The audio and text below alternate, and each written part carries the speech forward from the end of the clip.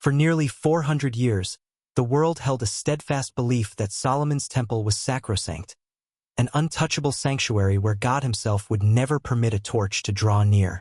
Yet, that conviction proved tragically mistaken.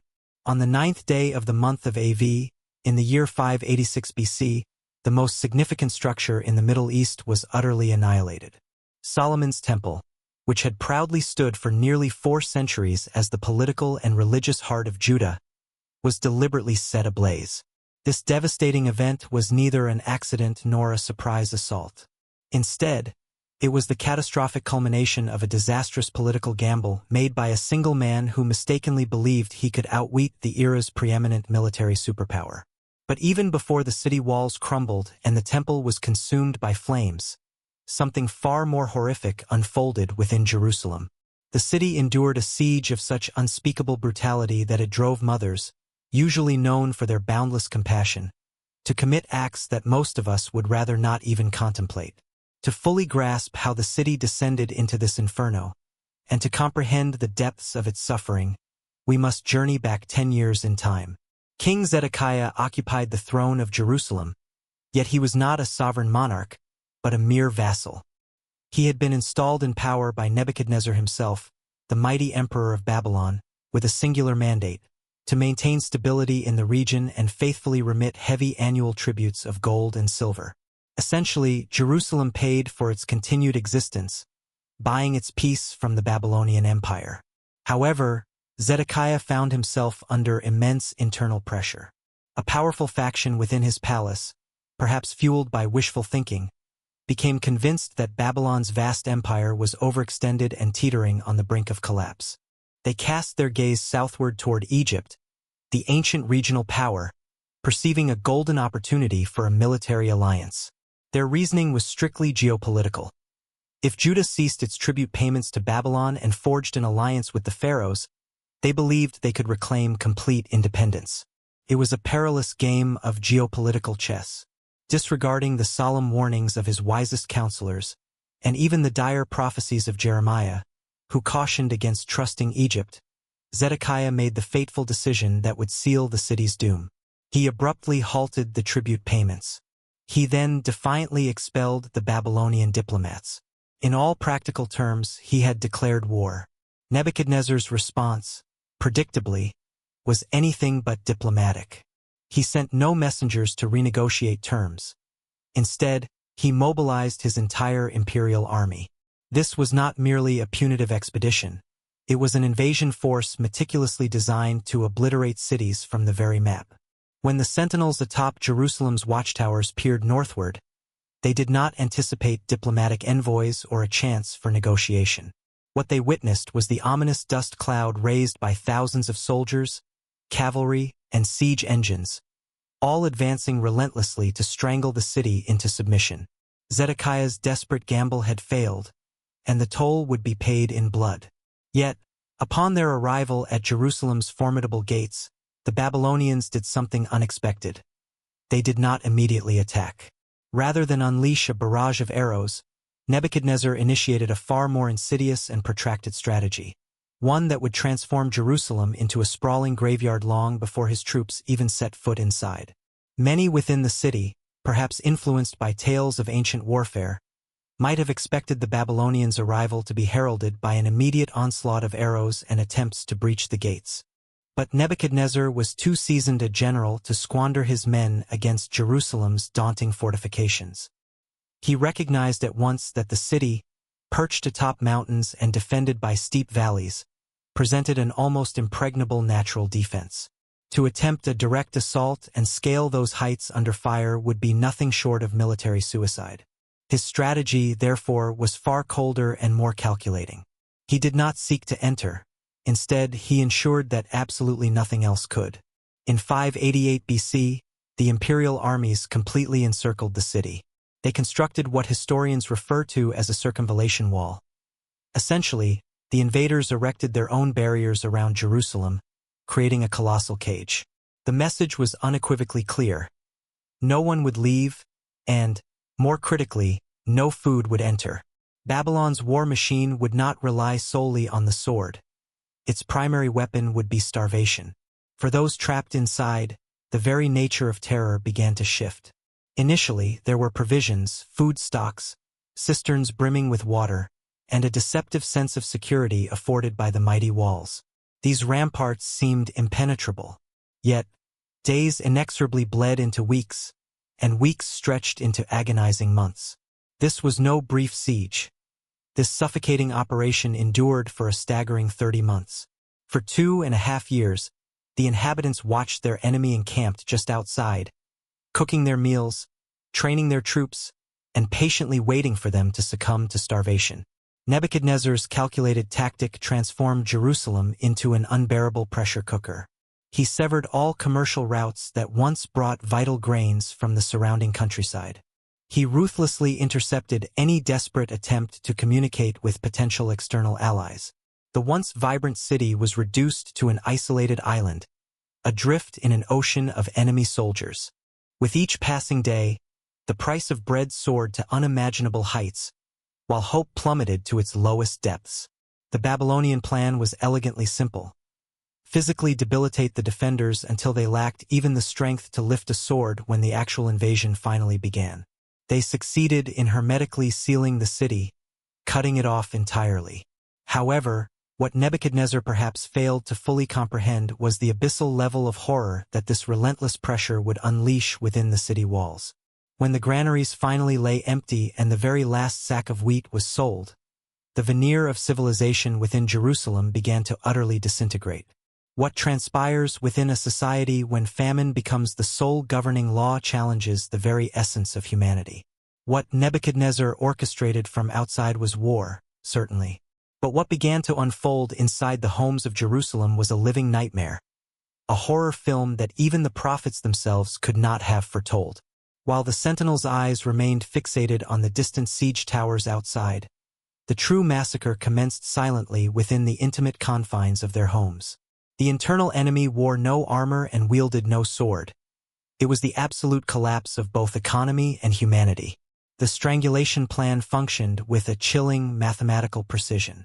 Suddenly, the vast hoards of silver and gold stockpiled in the palace became utterly worthless. One cannot eat gold. Inflation spiraled to levels that defied all logic, turning a mere piece of moldy bread into a commodity more valuable than entire estates. The societal structure itself melted away. Those nobles who had once advised Zedekiah to rebel, men accustomed to fine linen and lavish banquets, now roamed the narrow alleys. Their skin darkened, clinging to their emaciated bones, withered like ancient wood. The stark distinction between rich and poor evaporated. Within the besieged walls, only two classes remained: those who had already perished and those who awaited death. The water in the cisterns dwindled, turning to foul mud, and with the thirst came virulent plagues, spreading rapidly in the confined, sweltering heat. But extreme hunger inflicts a torment worse than merely killing the body. It extinguishes morality. Historical accounts, particularly those preserved in the Book of Lamentations, describe scenes that read like a dystopian nightmare. Mothers, women once characterized by their profound compassion, reached a point of absolute mental breakdown.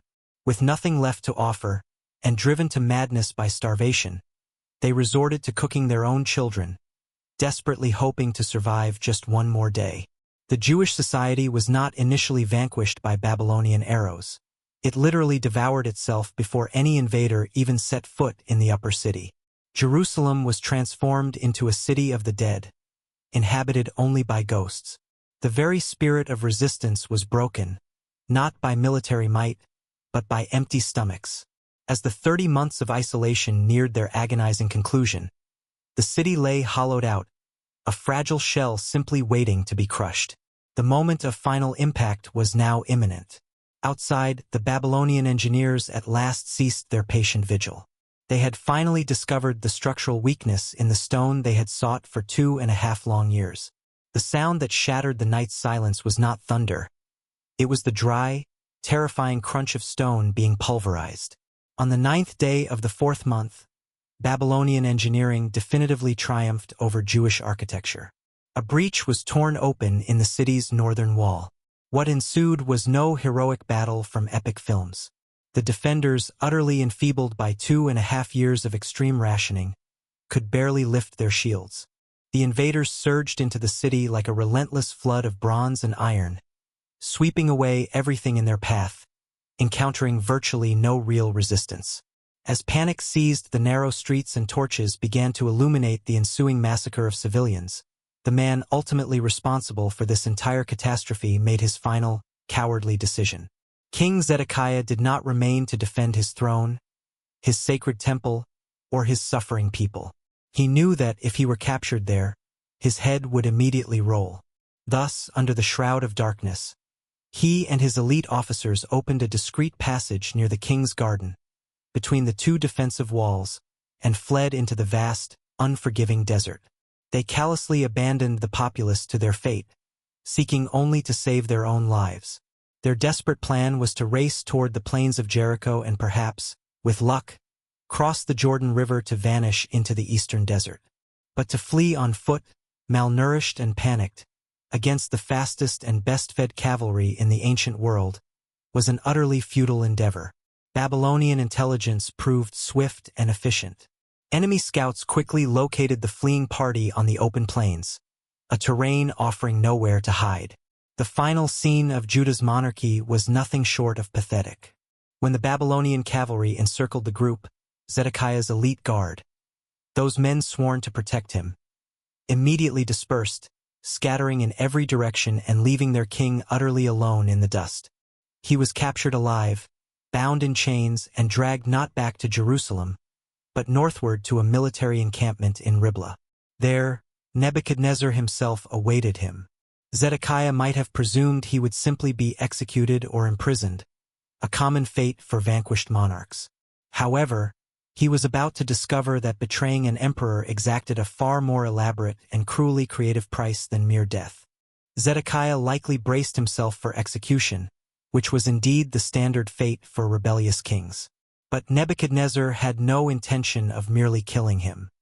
He had meticulously devised a bespoke punishment, a form of psychological and physical torture so exquisitely tailored that it would ensure Zedekiah's suffering would far outlast the destruction of his army and his kingdom.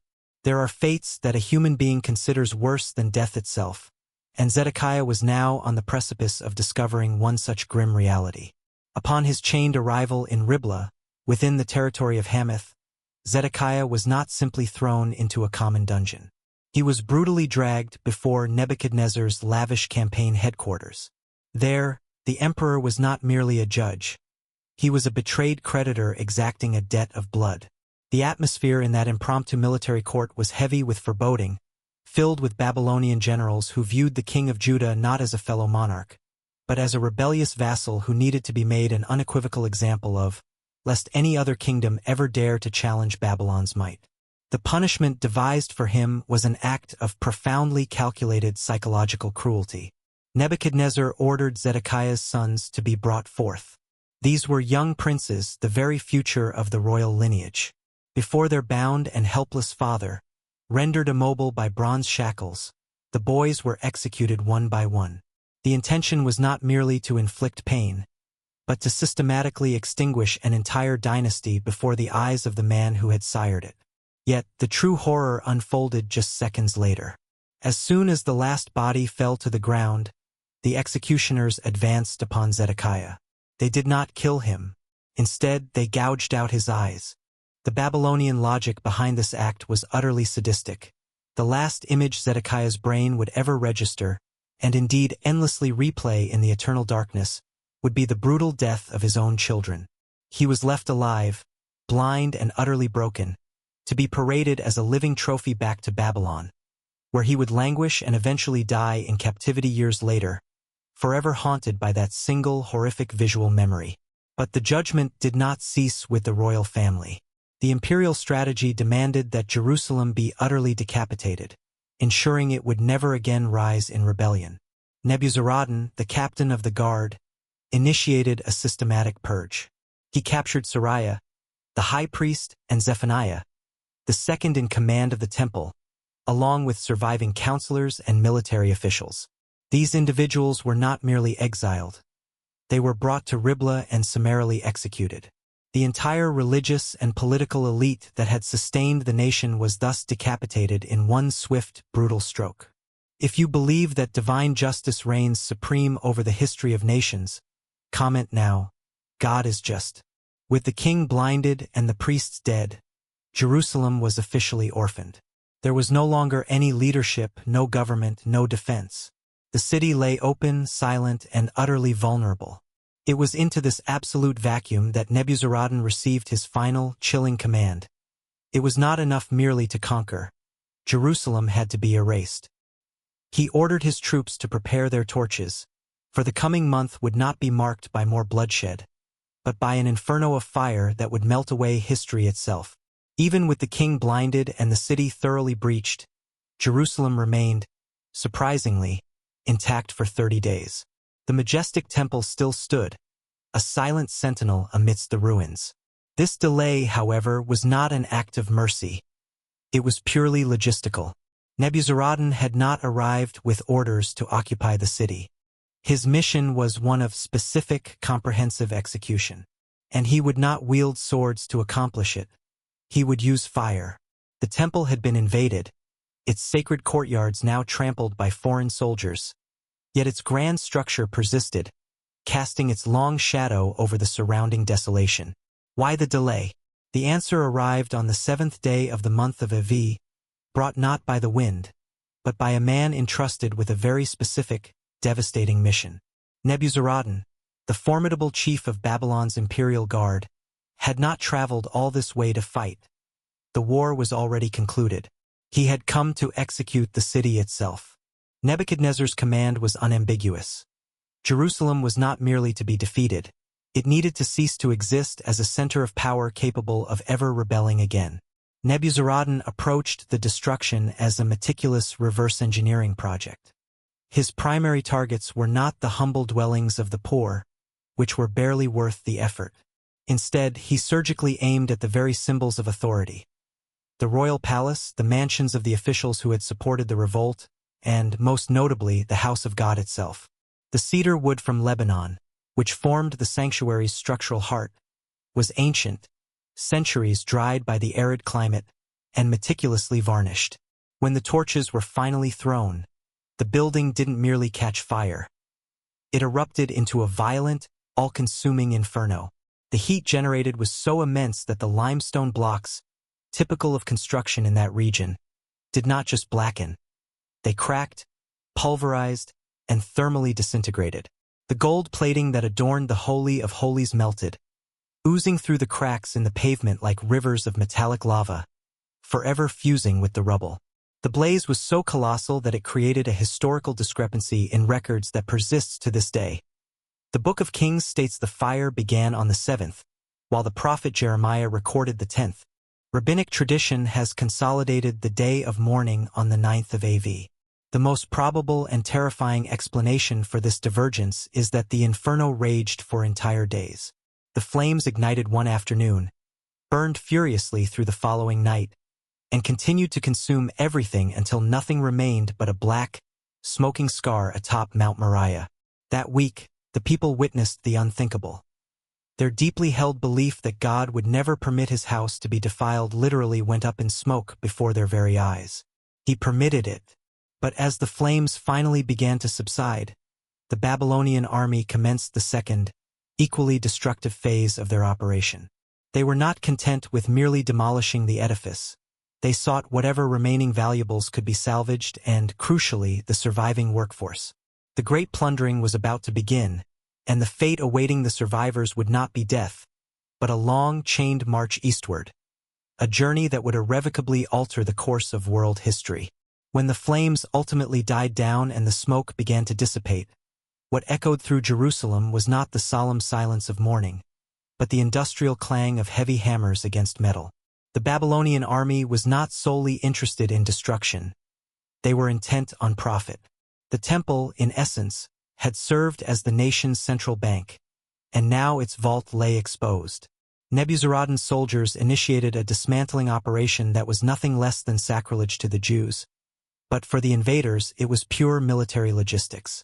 The famous massive bronze columns that guarded the sanctuary's entrance, known as Jachin and Boaz, were too tall and too heavy to be transported whole. So, the imperial engineers did the unthinkable.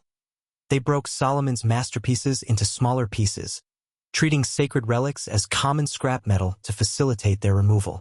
The enormous washing basins, the shovels, the pure gold braziers.